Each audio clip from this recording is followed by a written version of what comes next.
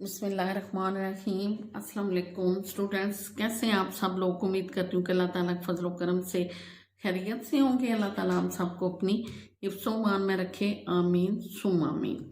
तो स्टूडेंट्स, आज का हमारा टॉपिक है फ्यूचर परफेक्ट टेंस। फ्यूचर मुस्तकबिल, परफेक्ट नाम से आप लोगों को मालूम हो रहा है मुकम्मल टेंस फेल, यानी कि आइडेंटिफिकेशन इस टेंस की कि फेल मुस्तकबिल मुकम्मल जाहिर करता है कि कोई काम आइंदा आने वाले ज़माने में मुकम्मल हो चुका होगा। मसलन वो अपना काम ख़त्म कर चुका होगा, वो स्कूल जा चुका होगा। ये है तारफ हमारे इस टेंस का। पहचान इस टेंस की क्या है कि इस टेंस के उर्दू फिक्रात के आखिर पर चुका होगा, चुकी होगी या चुके होंगे वगैरह आता है। लेकिन इसकी पहचान आपको एक चीज और बताती चलूं कि दो तरीके से है। पहले भी पास्ट या प्रेजेंट के टेंस में आप लोगों को बताया था मैंने कि ने के साथ और ने के बगैर। जैसा कि हम कहते हैं कि अली खाना खा चुका होगा, तो यहाँ पे ने का कोई जिक्र नहीं है, अली खाना खा चुका होगा। लेकिन अगर इसी सेंटेंस को हम जो लिखा हुआ देखते हैं कि अली ने खाना खा लिया होगा, तो एंड पे क्या आया, लिया होगा। और ने, अली ने, तो ने के साथ या ने के बगैर। नजमा कपड़े धो चुकी होगी, नजमा ने कपड़े धो लिए होंगे। तो ये ने के साथ और ने के बगैर हम जब भी देखेंगे कोई सेंटेंस, तो वो हमारा फ्यूचर परफेक्ट का टेंस होगा, जिसके एंड पे चुका होगा या लिया होगा, किया होगा वगैरह आएगा। यानी कि जिस सेंटेंस को बजाय रटने के आप लोग ये चीज माइंड में रखें कि जिस सेंटेंस को पढ़ के हमें ये फील हो कि आने वाले किसी वक्त में भी ये काम मुकम्मल हो चुका होगा, तो वो हमारा परफेक्ट का टेंस है, जिसमें काम के मुकम्मल होने का इशारा मौजूद है। तो इस टेंस के सादा फिक्रात का तर्जमा करने के लिए हम लोगों ने क्या करना है कि सब्जेक्ट के साथ will have, shall have, verb की will have, shall have as a helping verb लगेंगे और वर्ब की थर्ड फॉर्म यूज होगी। पहले भी आप लोगों को ये चीज बताई है कि परफेक्ट टेंसेस के तीनों टेंसेस में वर्ब की थर्ड फॉर्म यूज होती है। तो जहां पे हमारे हेल्पिंग वर्ब क्या है, विल हैव और शैल हैव। विल हैव और शैल हैव के यूज का फॉर्मूला आप लोगों को पता है। रिवाइज की देती हूँ कि आई और वी के साथ यूज होगा हमारा शैल हैव, और बाकी तमाम subject he, she, it, they, you के साथ यूज होगा विल हैव। अगर फिक्रे के अंदर ताकीद, हुक्म या काम के जरूर करने पे जोर दिया गया हो, तो ये फॉर्मूला उलट जाएगा और आई वी के साथ विल यूज होगा और बाकी तमाम सब्जेक्ट के साथ विल शैल यूज होगा। अब यहाँ पे एक अगली जो चीज समझने वाली है, आपने पास्ट परफेक्ट टेंस में भी देखा था कि हमारे सामने दो कामों वाला फिक्रा आता है। अगर दो कामों वाला फिक्रा हमारे सामने मौजूद है तो फिर हमने क्या करना है, और जहाँ पे कौन सा मेथड यूज करते हुए या कौन सा फॉर्मूला यूज करते हुए हमने वो दोनों चीज जो दोनों काम है वो ट्रांसलेट करने हैं। अगर फिक्रा दो कामों वाला है तो पहले जो काम हुआ है उसका तर्जमा हम करेंगे फ्यूचर परफेक्ट टेंस में। फ्यूचर परफेक्ट टेंस के ट्रांसलेशन का मेथड सब्जेक्ट, उसके साथ विल हैव, शैल हैव और वर्ब की थर्ड फॉर्म, ऑब्जेक्ट एंड पे। और अगर उसके बाद जो हमारा काम हुआ है बाद में, उसकी ट्रांसलेशन हम लोग कैसे करेंगे, तो उसकी ट्रांसलेशन फ्यूचर इंडेफिनिट में नहीं होगी, जैसा कि हमारे पास्ट टेंस में हुआ था कि पहले होने वाला काम हमारा हुआ था पास्ट परफेक्ट में और बाद में होने वाला काम हुआ था पास्ट इंडेफिनिट में। लेकिन जहाँ पे अलग फार्मूला है कि जो बाद में काम हुआ है उसकी ट्रांसलेशन हम करेंगे प्रेजेंट इंडेफिनिट में, यानी सब्जेक्ट के साथ वर्ब की फर्स्ट फॉर्म यूज होगी। और आपको पता है कि प्रेजेंट इंडेफिनिट में कोई भी हेल्पिंग वर्ब यूज नहीं होता।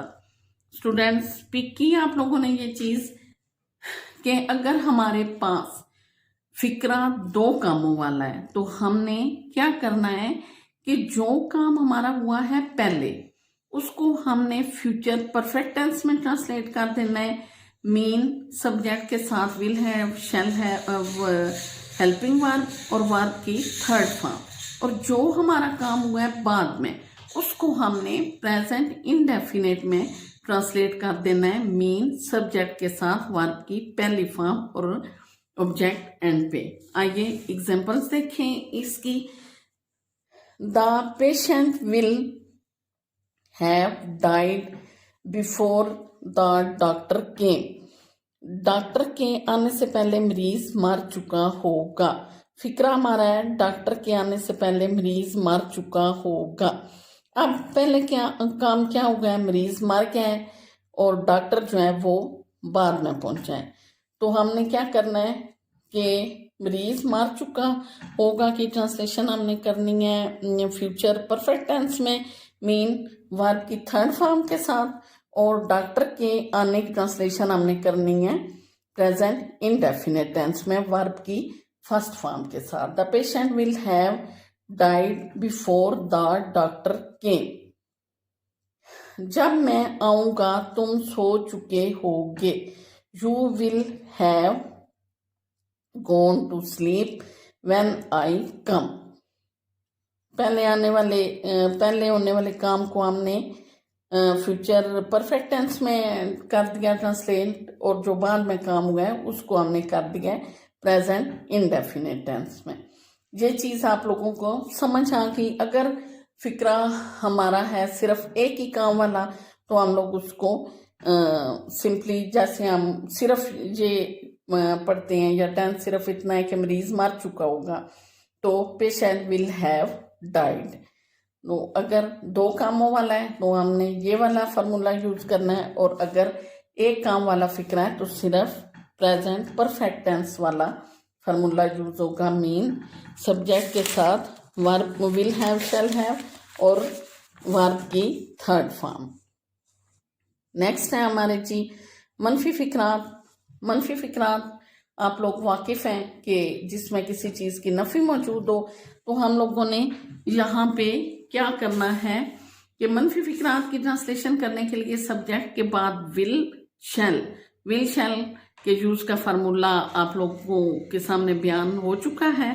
उसके बाद नॉट और उसके बाद है। बाकी फिक्रे की तरतीब वैसी ही रहेगी। मीन बाकी फिक्रा थर्ड फॉर्म और एंड पे जो है वो ऑब्जेक्ट। चपरासी घंटी नहीं बजा चुका होगा। The peon will not have रंग द बेल। विल हैव और शैल हैव के दरमियान में नॉट आ जाएगा। वो कपड़े नहीं धो चुकी होगी। She will not have wash the clothes. वो कपड़े नहीं धो चुकी होगी। She will not have washed the clothes. She will हमारा हेल्पिंग वर्ब और हैव, विल हैव के दरमियान में नॉट आ गया वर्ब की थर्ड फॉर्म ऑब्जेक्ट एंड पे।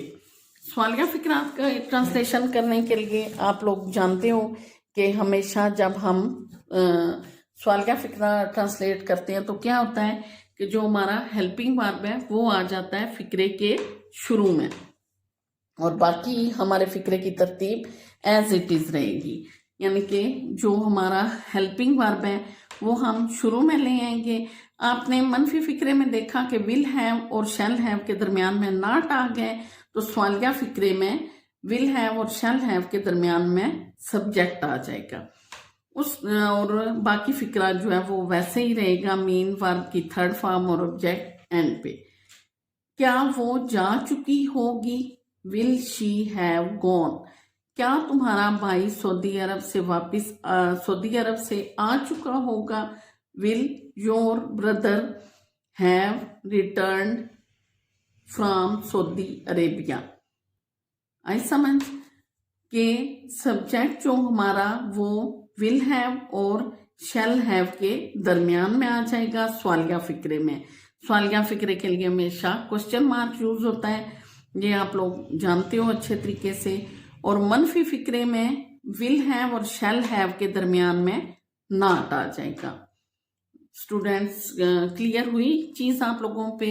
होपफुली आप लोगों को समझ आ गई होगी कि बिल्कुल ही इजी है। सिर्फ 2 कामों वाले फिक्रे में आपने थोड़ा सा इस चीज़ का ध्यान रखना है कि अगर 2 कामों वाला फिक्रा है हमारा, तो पहले होने वाले काम को हमने ट्रांसलेट करना है फ्यूचर परफेक्ट टेंस में, और बाद में होने वाले काम को हमने करना है प्रेजेंट इंडेफिनिट टेंस में। मनफी फिक्रे में हमारा नॉट जो है विल है और शैल है के दरमियान में आ जाएगा, और सवालिया फिक्रे में हेल्पिंग वर्ब आ जाएगा फिक्रे के शुरू में, और बाकी फिक्रे की तरतीब वैसी ही रहेगी।